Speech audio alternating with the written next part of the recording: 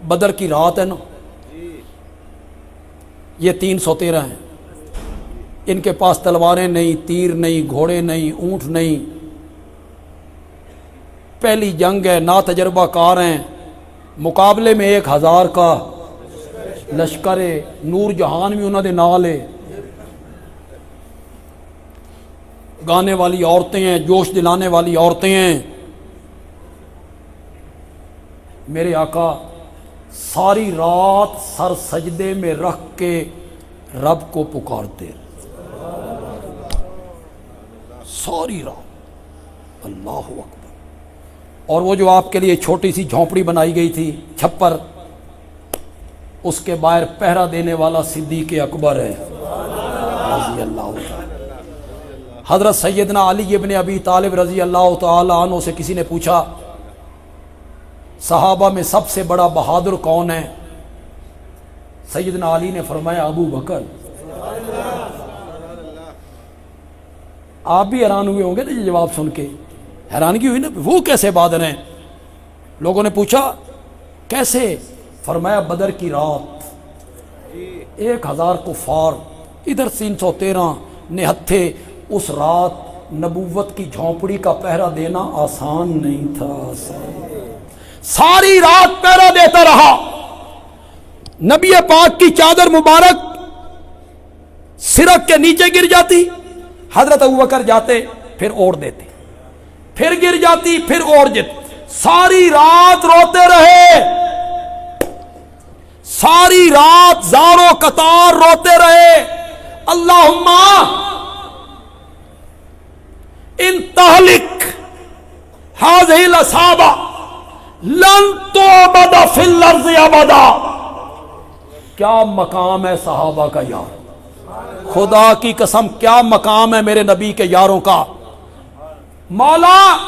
اللہم مولا یہ 313 میری زندگی دی ہٹی بھی تے کھٹی بھی، میری زندگی دا زیور بھی تے گہنا بھی، مولا میں نے 13 سال بڑی محنت کی ہے ان پر، یہ تپتے ہوئے کولوں پہ لیٹ کے بھی عہد کیا کرتے تھے، انہوں نے وطن چھوڑ دیا، ماں باپ چھوڑ دیے، اولاد چھوڑ دی، مکان چھوڑ دیے، دکانیں چھوڑ دی، یہ میرا سرمایہ ہے مولا، میرا سرمایہ ہے، اگر یہ یہاں کام آ گئے نا، اگر یہ یہاں کام آ گئے نا، لن تعبد فی الارض ابدا، تو مولا تو بھی سن لے، پھر اس دھرتی پر تیری عبادت کرنے والا۔ کیا مقام ہے صحابہ کا، اگر یہ نہ رہے نا، اشارہ تو بڑا کر رہا ہوں، ذرا پیچھے مڑو پیچھے، یہ نہ رہے نا تو تیری نبوت کوئی نہیں۔ آج میرے نبی نے فرمایا مولا جے اے نہ رہنا تو تیری عبادت بھی کوئی نہیں، لن تعبد فی الارض ابدا۔ آگے بڑھنے سے پہلے یہاں ایک جملہ معترضہ،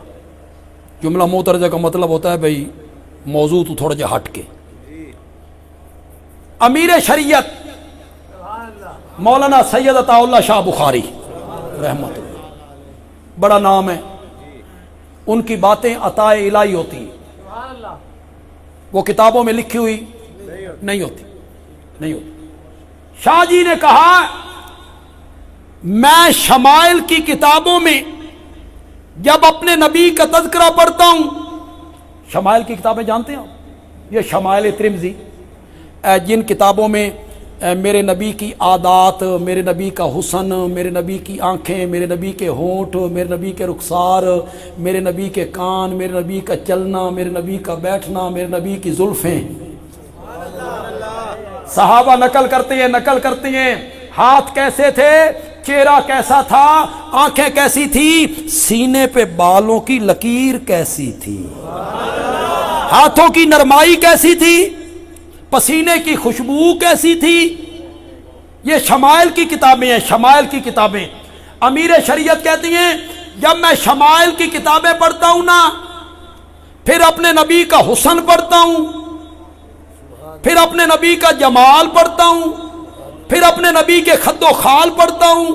پھر اپنے نبی کے رخسار پڑھتا ہوں، پھر اپنے نبی کی زلفیں پڑھتا ہوں، تو دل میرا کرتا ہے عطا اللہ شاہ اتنی عظیم ہستی کا سجدہ کر دے،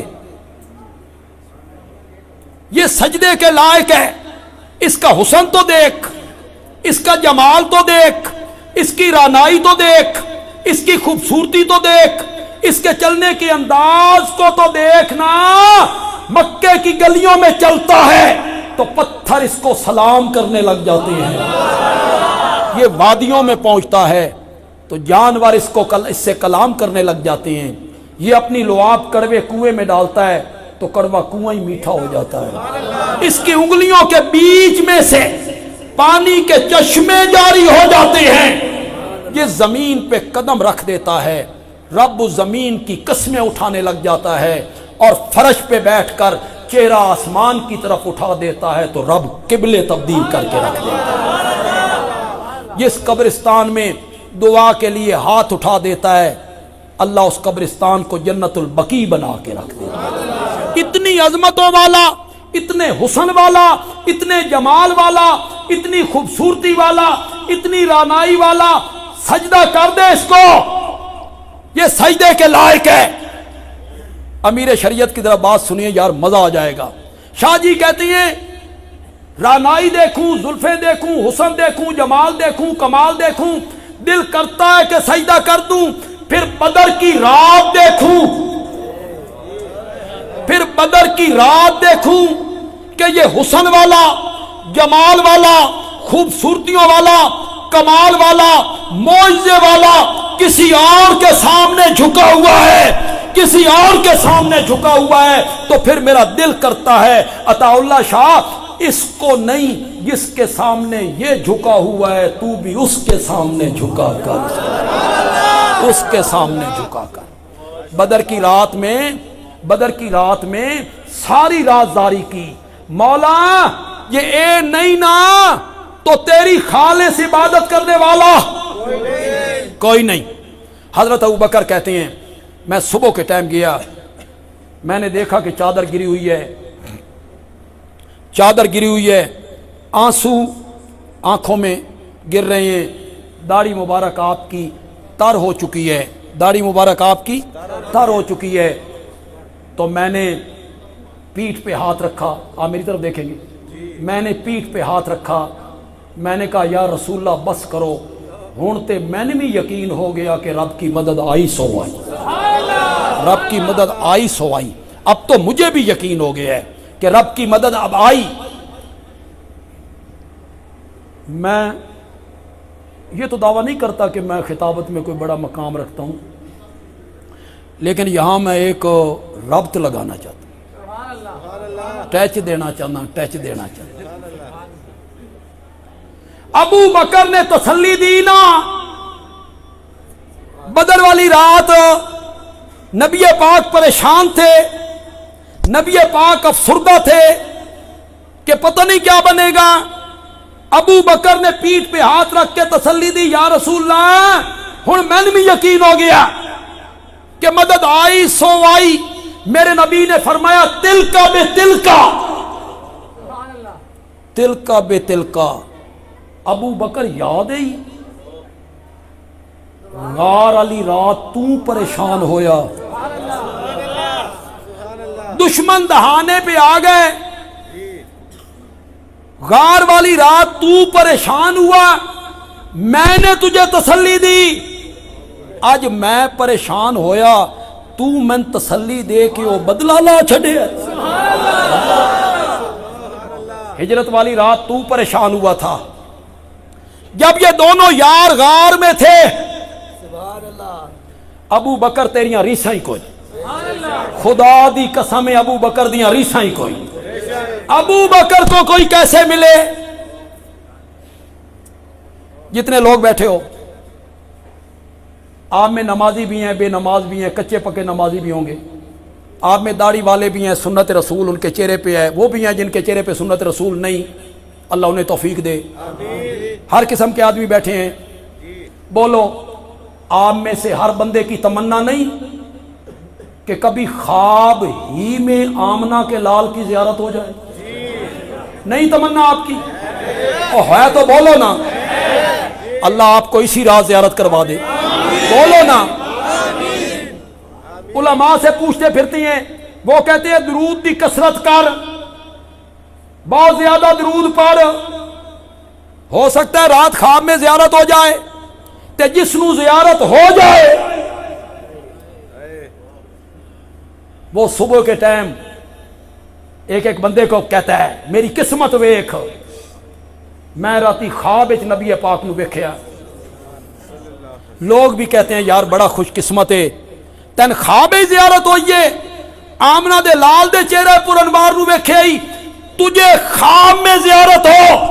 تیرے پیر زمین تے نہیں ٹک دے۔ ابو بکر پہ تنقید کرتا پھرتا ہے کہ غار تھی، دو یار تھے، ایک میرا نبی تھا، ایک ابو بکر تھا، جھولی ابو بکر کی تھی، سر میرے نبی کا تھا، 3 دن نبی نے رج کے میرے نبی نو ویکھے، کوئی چوتھا بندہ نہیں، تیسرا بندہ نہیں، رج کے ویکھیا۔ ابو بکر تیریاں ریساں ہی کوئی، ابو بکر کو کون ملے؟ ایک سیگے میں ذکر کیا، ایک سیگے یہ بولتے رہے نا غار میں، اذ یقول لصاحبہ لا تحزن